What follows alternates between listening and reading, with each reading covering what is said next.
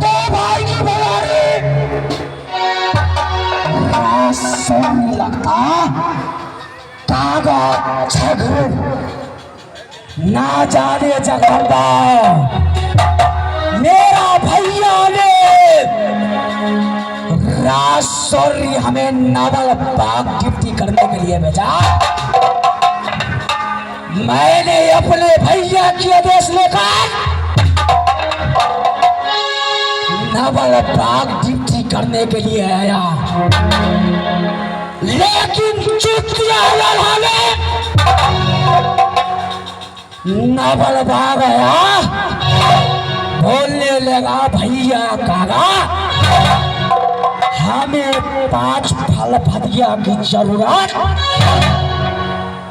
राजौरी हमें भाई की छठियार बुझाएगा।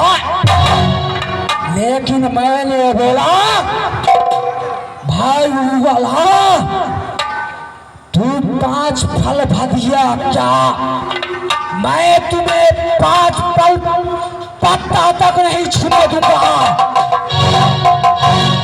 लेकिन भाई अला ने हमें बोला भैया कागा क्या तुम्हारी हक हिस्सा है, मेरा बाप का कोई हक हिस्सा नहीं। मैंने बोला भाई अल्लाह से भाई अल्लाह हक हिस्सा बात करने का बात है, राजौरी जाओ पिताश्री के पास हक वहां खोजना। लेकिन चूतिया अल्लाह नहीं माना, नीचे से साला झाका उठाकर साले डाल पे फदिया पे मारा। साले जब मैंने नावल बाग में ड्यूटी दे रहा था, मेरा भैया की आवाज लेकर मेरा भैया ने सत्यनारायण भगवान की पूजा ठान रखा था राजौरी।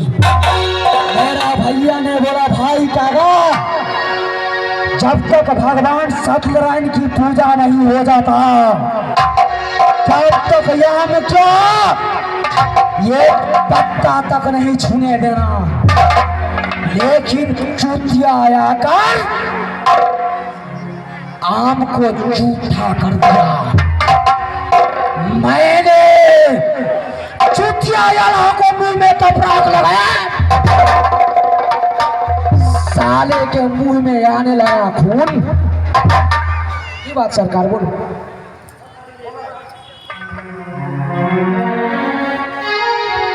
चूतिया के मुंह में आने लगा खून।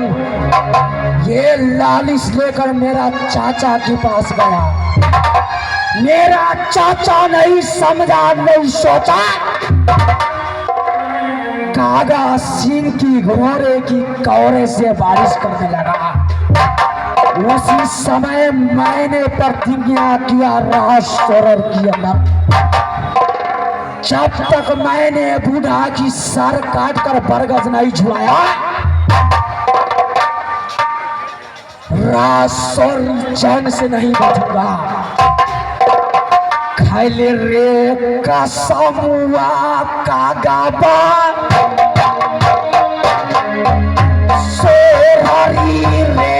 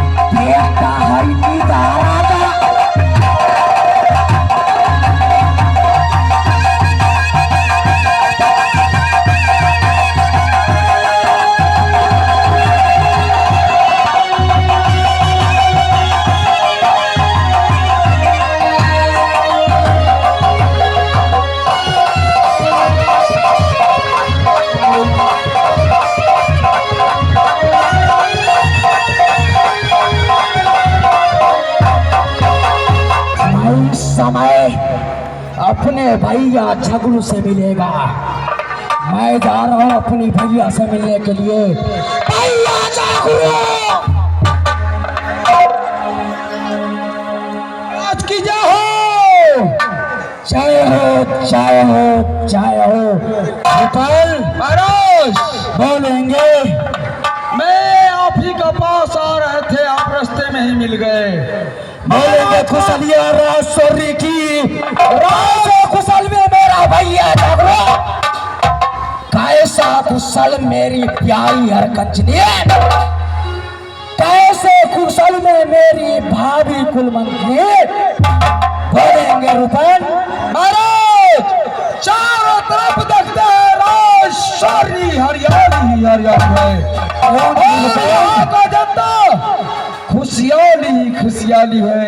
मेरे भैया श्री की समाचार सुनाएंगे रुकना। महाराज का समाचार बहुत अच्छा है, और महाराज ने ही भेजा है कि रुकना जल्द जाओ, मेरा भाई छोटन कागा सिंह कर बुला कर आ दो, कुछ बातें मेरा कर। भैया ने आपको भेजा सही बात। कागा सिंह से मिलने के लिए। क्यों नहीं महाराज? इस बात नावल बाग डिप्टी छोड़कर कागबा भगवान पुरुषोत्तम श्री रामचंद्र से मिलेगा। बात है महाराज, जब चलिए। चला हो बहादुर संगाबा। मैं आप ठीक था दोनों। चला हो हम्मा।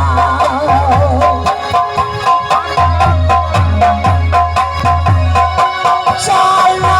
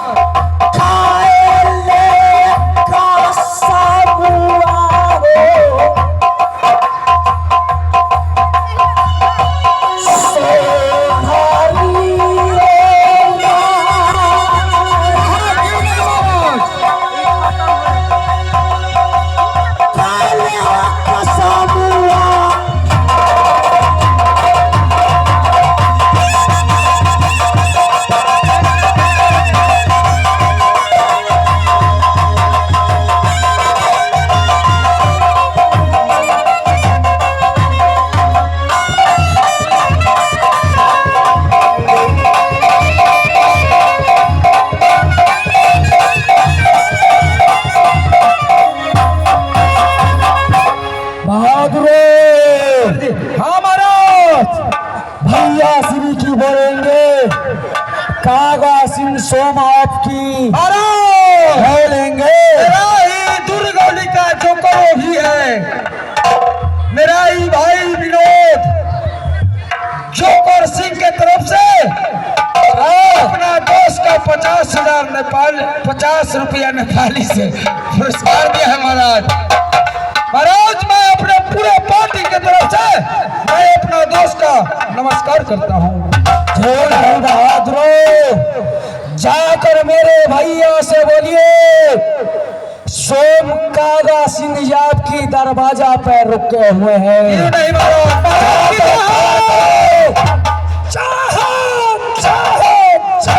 महाराज रुपना आप जानते हैं कि जिस काम से रुपना निकलता है वो काम करके फौरन वापस आता है।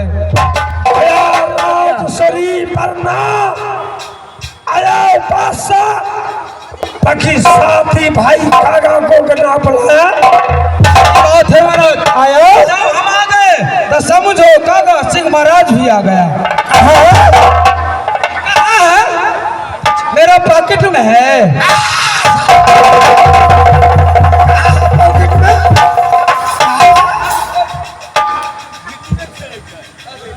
पॉकेट में नहीं है, आंख है कि आलू का फाका।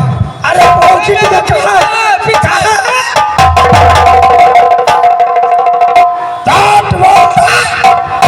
बाबू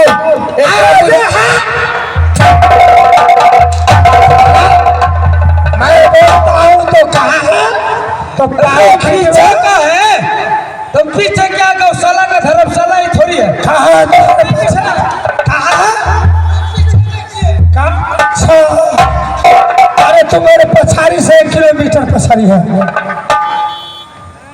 पीछे को है तो बेलाला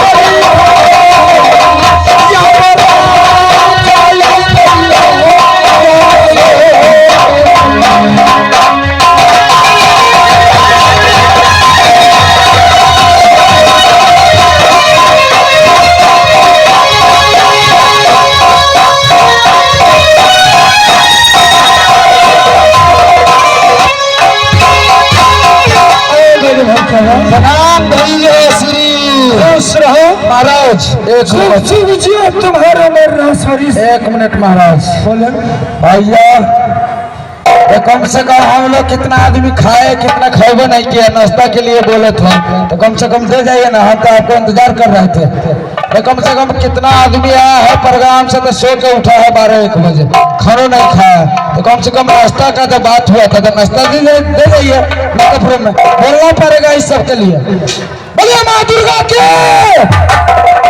भैया श्री काका भैया करार पे धरे रहो मन में दी भैया अगर महिमा होगा सरे माता पिता भाई को तो लौटेगा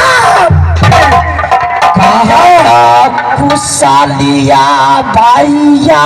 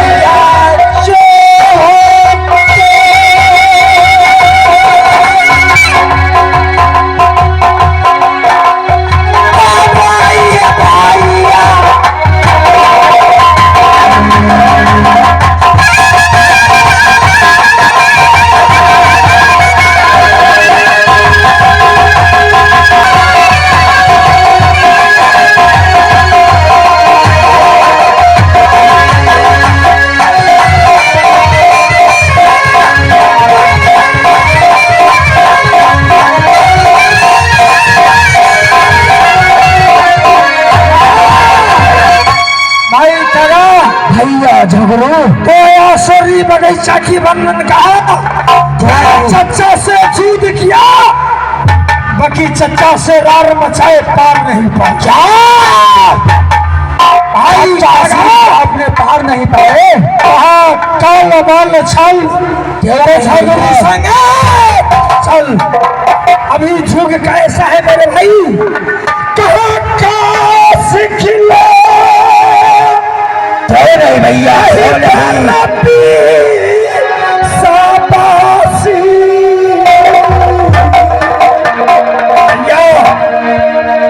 अभी किसी साथी को दुश्मन को कत्ल करना होता है क्यों नहीं भैया, तो दिल में घुसाकर टाइम मिला हुआ 4 गो। एक हिंदू धर्म के यही 10 द्वारा है और एक भगवा है, उसमें क्या चलता है, और एक दीपावली है उसमें चलता है भैया झमरवा। आज झमरवा चलने की बात मैं सोच रहा हूँ हमारे से दुश्मनी उसको कत्ल करना है, तो दिल में अपने दिल के घुसा देते भैया। हमारे सीतामढ़ी जिला में हुआ था 8-10 वर्ष पहले,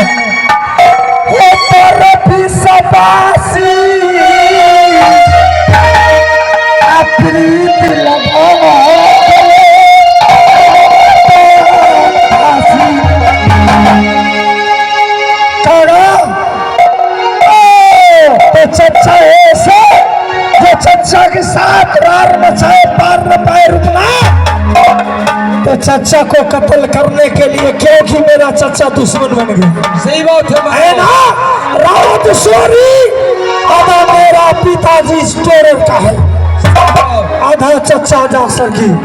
बाकी चच्चा कितने घमंड कि मुझे मेरे भाई काका को बदन बदन फोड़ा, सारे 14 कोस बगीचा की काट कर अपने दरवाजा पर डाला, ऐसे मैं जीत गया तो चच्चा से पार नहीं पाए। बाकी चच्चा को कैसे मारूंगा, कहा काल बल छल तो झगड़ू संगे चल। महाराज रे दोनों भाई मौत बल से जैसे काम नहीं होता तो उसमें कुछ दिमाग लगाना पड़ता है। रुकना क्योंकि और दोनों भाई इतना सुरवीर है, आ जाओ दोनों भाई के पास भेजा नहीं है, मेरा पास इतना भेजा है कि मैंने इस बारिश में 500-600 आदमी का ऊपर भेजा।